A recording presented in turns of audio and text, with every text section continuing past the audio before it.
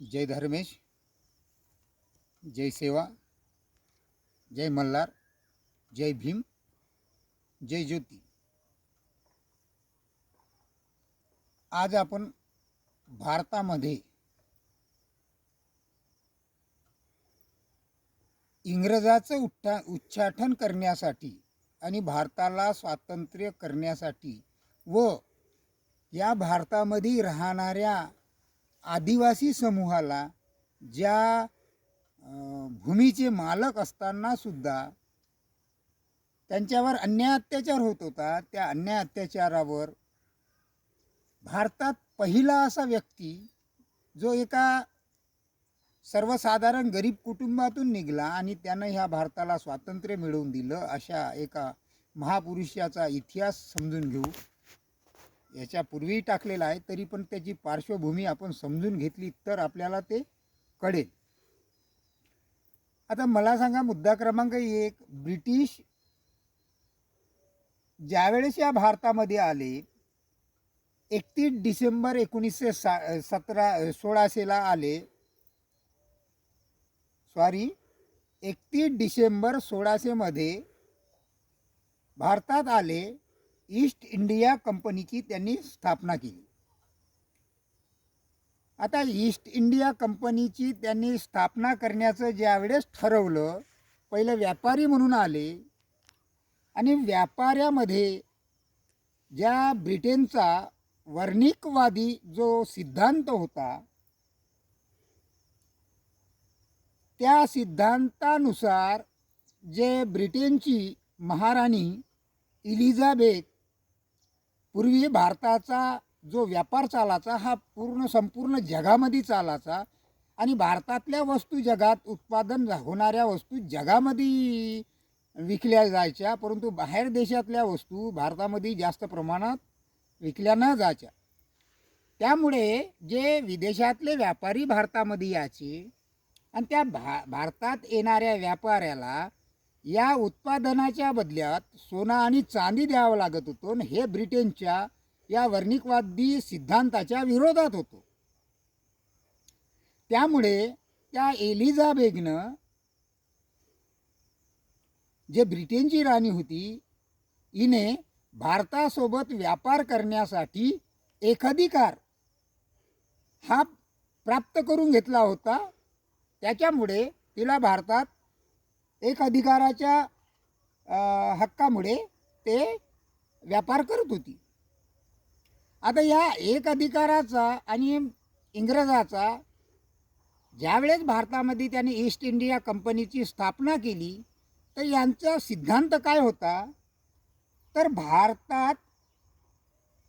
भारतासोबत आपण व्यापारी करत आहोत, त्याच्यामध्ये आपला एकाधिकार स्थापन करणे आणि दुसरा एक त्यांचा लक्ष होतं की भारतीय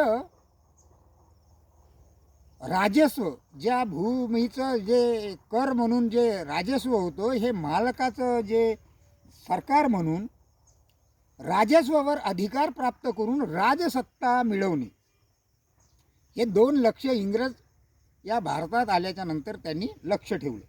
आणि त्यानुसार त्यांनी भारतातले जे उत्पादक होते, खरीददार होते, युरोपचे होते, भारतातले होते, जे विदेशात जायचे, अशा सर्व युरोप देशाच्या ज्या उत्पादन खरेदी करण्यासाठी हे ईस्ट इंडिया कंपनी म्हणून एक त्यांनी स्थापन केली होती. मात्र या कंपनीचे सिद्धांत हे 2 होते, एक राजसत्ता मिळवणे आणि एक होता एक अधिकार प्राप्त करणे. आता मला तुम्ही सांगा, हे सोनं चांदी देऊन उत्पादन घेणे हे वर्णिकवादी व्यवस्थेच्या विरोधात असल्यामुळे, त्यांच्या ब्रिटनच्या वर्णिकवादी व्यवस्थेच्या विरोधात असल्यामुळे त्यांना हे कुठेतरी म्हणजे आवडत नसेल. त्याच्यामुळे त्यांनी याच्यावर कब्जा करण्यासाठी ज्यावेळेस इंग्रज भारतात आले, त्यावेळेस इंग्रजांनी भारतामध्ये कर्नाटकच्या भागामध्ये 3 युद्ध लढले. सैनिक गोळा केले आणि सैनिकाच्या माध्यमातून 3 युद्ध लढले. आणि हे 3 युद्ध कोणासोबत सुरुवातीला लढले, तर हे फ्रान्स, युरोप जे काही व्यापारी येत होते त्या व्यापारासोबत लढले. आणि त्या व्यापारामध्ये पहिलं युद्ध झालं 1746 ते 1748 पर्यंत. दुसरं युद्ध झालं 1749 ते 1754 पर्यंत. आणि तिसरं युद्ध झालं 1756 ते 1763 पर्यंत. आता मला तुम्ही सांगा, ह्या तिसऱ्या युद्धात ज्यावेळेस फ्रान्सी परास्त झाले त्यावेळेस त्यांचं म्हणजे जे चुनौती होती व्यापारी करण्यासाठी ती चुनौती समाप्त झाली. त्याच्यामुळे ब्रिटनचं पुन्हा प्राबल्य वाढलं. आणि त्या माध्यमातून मग त्यांनी भारतातल्या व्यापाऱ्यावर सुद्धा एकाधिकार गाजवून एक आपली कंपनी स्थापन करून त्या कंपनीच्या माध्यमातून त्यांनी ते सर्वाचं समाप्त करण्याचं एक षडयंत्र रचलं. आणि त्या षडयंत्राच्या नंतर हे युद्ध कधी झालं, तर 22 जानेवारी 1760ला. आता 22 जानेवारी 1760ला झालं. आणि हे युद्ध वाडिवास का युद्ध म्हणून प्रसिद्ध आहे, आपण ते बघू शकता. आणि कर्नाटकमध्ये झालं. त्यानंतर 1760लाच 22 ऑक्टोंबर 1760लाच एक बक्सरचं युद्ध झालं. आणि हे बक्सरचं युद्ध कोणाच्या विरोधात झालं, तर जो बंगालचा नवाब होता मीर कासिद, अवधचा नवाब होता शुजाउद्दौला आणि मुघल सम्राट शाह आलम, या तिघाच्या संयुक्त सेनेसोबत ब्रिटननं युद्ध केलं आणि यांना परास्त केलं. आणि परास्त करून यांच्यावर सुद्धा विजय मिळवला. आणि त्याच्यानंतर त्यांनी राजसत्ता मिळवली. आता राजसत्ता मिळवण्याचं सुरू झालेलं कार्य हे ब्रिटननं कधी केलं, 1760च्या नंतर. आता 1760च्या नंतर मग त्यांनी ब्रिटिशनं 1793ला या ब्रिटननं जे या जमिनीचं भूराजस्व जे आम्ही मालक होते याच्या माध्यमातून या भूराजस्वाच्या प्रणाली अलग अलग प्रणाल्या लावल्या. आणि त्या प्रणाल्या कोणत्या लावल्या, तर स्थायी बंदोबस्त. आणि या स्थायी बंदोबस्तच्या नुसार जमीनदार, ज्या जमीनदाराच्या मार्फत याचा जो लगान जमा करायचा आणि त्या भूराजस्वाच्या माध्यमातून आपल्या कंपनीला फायदा झाला पाहिजे, आपल्याला फायदा झाला पाहिजे, अशा उद्देशानं. आणि जमीनदार आपल्याला साथ दिली पाहिजे, कारण आपण ज्याला साथ देऊ तो आपल्याला डबल ना. म्हणून या इंग्रजांनी जमीनदार पैसेवाले असल्यामुळे त्या जमीनदाराची त्यांना स्थायिक हे देऊन दिलं, म्हणजे स्वामित्व देऊन दिलं भूमीचं. आणि ते भूमीचं स्वामित्व दिल्याच्या नंतर जे छोटे मोठे जे शेतकरी होते त्या शेतकऱ्यावर गदा आली. आणि मग हे जमीनदार त्या शेतकऱ्याकडून दामदुप्पट लगाम वसूल करायचे. त्यावेळेस प्रणाली होती 10/11, म्हणजे 10 पोते 10 बोरी जर इंग्रजाला भेटत असेल तर 1 बोरी त्या जमीनदाराला भेटत. अशा प्रकारचे पण म्हणजे 100 रुपयाचं जर उत्पन्न लगान जर त्या शेतकऱ्याकडून घेतला तर 45 रुपये सरकारला जायचे आणि 15 रुपये त्या जमीनदाराला जायचे आणि उरलेले त्या शेतकऱ्याला राहायचे. अशा प्रकारची प्रणाली असल्यामुळे या प्रणालीला जवळून बघणारा आणि त्या जवळून बघल्यावर त्याच्यावर लढा उभा करणारा आणि त्या लढ्याच्या माध्यमातून समोरच्या ज्या विविध ज्या प्रणाल्या आमच्या हिताच्या लावल्या या प्रणाल्या करून घेणारा भारतातला पहिला राजा. त्यावेळेस तर भारतामध्ये वेगवेगळे संस्थानिक राजे अनेक होते, त्यांच्याकडं पगारी देऊन सैन्य पुष्कळदा होतं, कारण ते पगार द्यायचे सैन्याला गोळा करायचे. परंतु याच काळामध्ये बगर पगारीने पुढच्या पिढीच्या भवितव्यासाठी लढणारा महापुरुष या महापुरुषाला न कुठलंही संसाधन, एक सर्वसाधारण कुटुंबातला, आणि मग या कुटुंबातल्या माणसानं लोकांना त्या अन्याय अत्याचारावर प्रबोधन करून त्या अन्याय अत्याचाराला वाचा फोडण्यासाठी, आपली भूराजस्व म्हणजे भूमी वाचवण्यासाठी, या भूमीचे आपण मालक आहोत, स्वामी आहोत, आम्ही मालक असताना आम्ही आज नोकर कसे, हे प्रणाली वापरून त्या लोकांना जागृत करून एक असं पुढच्या पिढीला उज्ज्वल भविष्य देण्यासाठी आणि या भारतातून इंग्रजाचं उच्चाटन करून भारत स्वतंत्र करण्यासाठी जो लढा उभा केला, कुठलंही सामग्री नसताना, मग त्यानं पारंपरिक हत्याराचं त्यांना प्रशिक्षण दिलं, त्यांना गुरीला नीती शिकवली, आणि ह्या सर्व नीती शिकवून त्याच्या मनामध्ये जे ज्योत होती ते त्यानं प्रख्यात आणली. त्याच्यामुळे पुढे 1820 मध्ये जे प्रणाली चालू झाली, आणि ते गेंड्याच्या कातडीची ते हे असल्यामुळे, सरकार असल्यामुळे, आणि थोडा राज्य करा अशी त्यांची नीती असल्यामुळे, त्यांनी मग त्याच्यामध्ये बदल करत आणला. बदल करून मग 1822 मध्ये या लोकांना भूमीचं स्वामित्व दिलं. हे स्वामित्व साधारणतः मिळालं नाही.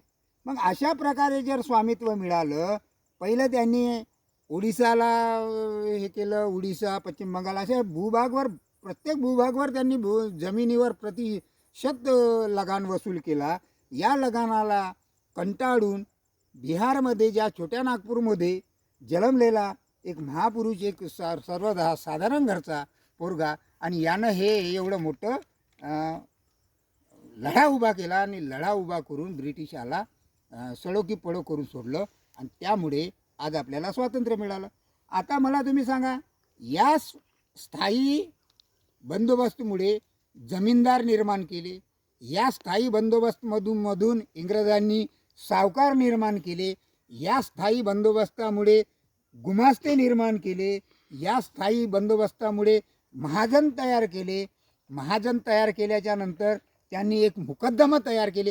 अशा प्रकारे जे लोक तयार केले, आणि ते लोक त्यांच्या स्वतःच्या स्वार्थासाठी त्या कंपनीला आणि त्या ब्रिटिशाला साथ द्यायचे, आणि त्यांना साथ दिल्यामुळे हेच लोक, आमचेच लोक आमच्यावर अन्याय करायचे, आणि ते आमच्याकडून वसूल करून त्या इंग्रजाला द्यायचे. अशा प्रकारची त्यांची प्रणाली होती. आजही भारतात तेच प्रणाली दिसत आहे. आणि मग अशाच प्रकारे मध्ये जो तो महापुरुष निघाला, त्या छोट्या नागपूरच्या भागामध्ये, ज्या एका छोट्याशा गावामध्ये, ज्या कोयल नदीच्या काठावर ते गाव आहे, त्या शिलाई गावामध्ये त्याचा 1792 मध्ये जन्म झाला. आणि तो 1792ला जन्म झाल्याच्या नंतर घरची परिस्थिती हालाकीची, गरिबीची असल्यामुळे काही वर्षाच्या नंतर तो जसा चालायला लागला, फिरायला लागला, त्याला समजायला लागलं, मग तो थोडासा हुशार झाला. आणि तेव्हा आमची भूतप्रेताची आणि विद्या हे आम्ही निसर्गपूजक असल्यामुळे मग तो जंगलामध्ये शेड्या मेंढ्या घेऊन जायचा, तिथं तलवारबाजी चालवायचा, तलवारबाजी शिकारबाजी करायचा, आणि घोडेस्वार चालवायचा, मग डांगी चालवायचा, कुलाट चालवायचा. असे पारंपरिक जे आमचे हत्यार होते, ते पारंपरिक हत्यारामध्ये चालून तो परांगत झाला. आणि परांगत असल्यामुळे मग त्यानं ते संघटन करून त्या संघटनाला सुद्धा अशाच प्रकारे प्रशिक्षण करून पहिलं भारतातलं संघटन तयार करून या इंग्रजाला सडो की पडो करून सोडला. आता त्याचं नाव आहे वीर बुधू भगत, एक धनगराचा पुत्र. आणि तो जर या भूमीसाठी लढला, या भूमी आमची आहे, जर तो जंगलाशी निगडीत असलेल्या वस्तूवर किंवा आमच्या जमिनीवर ज्यावेळेस इंग्रजांनी कब्जा करणं सुरू केलं, त्यावेळेस तो लढला, मग त्याचं आणि आमचं, आणि जे आम्ही एस टी कम्युनिटीमध्ये आहो, आज एस टी समूहाच्या शेड्यूल ट्राईबमध्ये आहो, तर मग आमचे महापुरुष जर यांच्यासाठी लढले असं, ते का लढले बरं? पण लढले असतील तर आमचा तिथं हक्क असतील म्हणूनच लढले ना. आणि म्हणून कुठंतरी ज्या जमातीत आपण जन्माला आलो, त्या जमातीमध्ये, त्या जमातीचा इतिहास आणि भूगोल आपण प्रचार आणि प्रसार करण्याचं जे आपल्यावर ऋण पडलेलं आहे, ते ऋण आपण फेडलं पाहिजे. मग ह्या 17 फरवरी 1792ला या वीर बुधू भगतचा जन्म झाला आणि त्याने इंग्रजाला सडो की पडो करून सोडलं. जे जंगलाचा खडा न खडा माहीत असलेला हा वीर बुधू भगत हव्याच्या वेगाने याचा आणि हव्याच्या वेगानं छापा मारून निघून जायचा. अशा प्रकारे इंग्रजाची कापाकापी करून इंग्रज असे धास्तावून गेले होते. मग इंग्रजांनी त्यांच्यावर इनाम घोषित केलं. त्या काळामध्ये 1000 रुपयाचं जिंदा या मुर्दा पकडा अशा पद्धतीचं त्याच्यावर षडयंत्र रचून, परंतु त्यांच्या त्या 1000 रुपयाच्या इनामाला कुठलीही आमचे जे बांधव होते हे बळी न पडता किंवा त्या इंग्रजाच्या त्या 1000 रुपयाला एवढी हे न देता, प्राधान्य न देता, बुधू भगतची जे प्रेरणा लोकांमध्ये पेरली होती ते प्रेरणेनं त्या बुधू भगतचा पता कोणी सांगत नव्हता. आणि मग त्या विल्किसननं गव्हर्नर होता, त्या गव्हर्नरनं मग त्या कॅप्टन इम्पेला पाठवलं आणि त्या सिलाई गावाला अचानक बनारसची फौज म्हणजे संस्थापक राजाईच्या फौजा घेऊन, बनारसची फौज घेऊन, अशा सर्व जमीनदाराच्या फौज घेऊन, या सावकाराच्या फौज घेऊन, या मुकद्दमाच्या फौज घेऊन, या गुमिस्ताचे फौज घेऊन जर इंग्रज लढले असन आणि त्यांच्यासोबत जर यांचा ताळातोड जर एवढा वीर बुधू भगत 12 दिवस लढला असन आणि 13 तारखेला तो त्याच्या संपूर्ण कुटुंबासहित शहीद झाला, तर हे किती मोठं एक इतिहास सोनेरी पानाचा आहे. परंतु या इतिहासावर या सर्व लोकांनी पडदा टाकलेला आहे आणि तो पडदा काढण्याचं काम आपलं आहे. आपण त्या जमातीत आलो आणि मग त्या 13 फरवरी 1832ला जे कोल म्हटल्या गेलं, हे कोल इंग्रज लोक म्हटल्या गेले. कोल म्हणजे आदिवासी समूहाला कोल म्हटतं, आदिवासी या उद्रेकाला कोल म्हटल्या गेलं. म्हणून कुठेतरी आपण त्याच्यावर लक्ष दिलं पाहिजे का बा आमचा इतिहास काय, आमचा क्रांतीचा भूगोल काय आहे.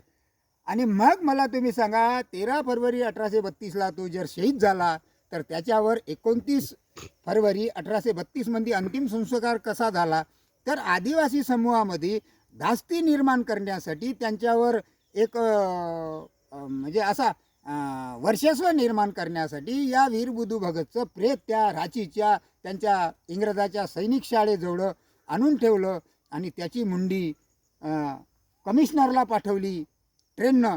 आणि ते कमिशनरनं ज्यावेळेस होकार दिला का हा बुधू भगत कोण होय पाहायचं आहे, आणि ज्यावेळेस त्याच्याकडे पेच झाली आणि मग ते जेव्हा वापस आली त्याच्यानंतर त्याच्यावर अंतिम संस्कार झाले. अशा प्रकारे त्याच्या ज्या मुलं होते, जे मुली होत्या, जे बाकीचे त्याचे साथी होते, या 5-7 साथ्याचे जे मुंडी आहे ते कापून त्या हजारीबागच्या बाजारामध्ये फिरवल्या गेल्या. म्हणजे जेणेकरून आदिवासीमध्ये पुन्हा काही उद्रेक झाला नाही पाहिजे. अशा प्रकारचं षडयंत्र या इंग्रजांनी रचून आमच्या महापुरुषावर किंवा आमच्या जनजमीन जंगलवर कब्जा करण्याचं काम केलं होतं. परंतु त्याच्यानंतर बी आमचे महापुरुष काही दिवसानं निघत गेले आणि आक्रोश करत गेले. आणि त्या आक्रोशाच्या नुसार जो आखरीचा वीर पुरुष आहे जो जत्रा भगत निघाला आणि या जत्रा भगतच्या नावानं या भूमीचा सातबारा मिळाला. हा जत्रा भगतसुद्धा एक धनगरच पुत्र आहे. म्हणून धनगराचा इतिहास या स्वातंत्र्य भारतासाठी खूप क्रांतीचा आहे. तो आपण समजून घेतला पाहिजे आणि तो समजून त्याचा प्रचार प्रसार केला पाहिजे. एवढीच तुमच्याकडून विनंती करतो. आणि आदिवासी बांधवांनीसुद्धा धनगर जर संविधानिक हक मागत असतील तर संविधान या भारताचा गुरुग्रंथ आहे आणि संविधानिक हक अधिकार मागण्याची प्रत्येकाला स्वातंत्र्य आहे. आणि अभिस्वातंत्र्य असतानासुद्धा त्यांनी त्यांचा हक मागत असताना कुठेतरी उद्रेक करून दाखवायचा. हे जे आम्ही निवडून दिलेले जे चेलेचपाटे आहे, जे पॉवरमध्ये नाही पोझिशनमध्ये आहे, आणि त्या पोझिशनवाल्याला माहीत आहे का आम्हाला राज्यसत्ता मिळवायची असेल तर यांच्यामध्ये जातीमध्ये तेढ निर्माण करावं लागते. अशा प्रकारचं तेढ निर्माण करण्याचं काम आज महाराष्ट्रामध्ये उभ्या महाराष्ट्रामध्ये होत असताना दिसत आहे. म्हणून आदिवासी समूहातल्या बी बांधवाला मी विनंती करतो का समजून घ्या, त्याचा इतिहास जाणा, त्याला चिंतन करा आणि त्याच्यानंतर आपली प्रतिक्रिया द्या. एवढंच तुमच्याकडून विनंती आहे आणि आशा करतो या व्हिडिओला जास्तीत जास्त सबस्क्राईब करा, लोकांपर्यंत पोचवा आणि या वीर बुधू भगतचा इतिहास सर्वांनी समोर आणण्याचा प्रयत्न करा. एवढीच विनंती करतो आणि थांबतो.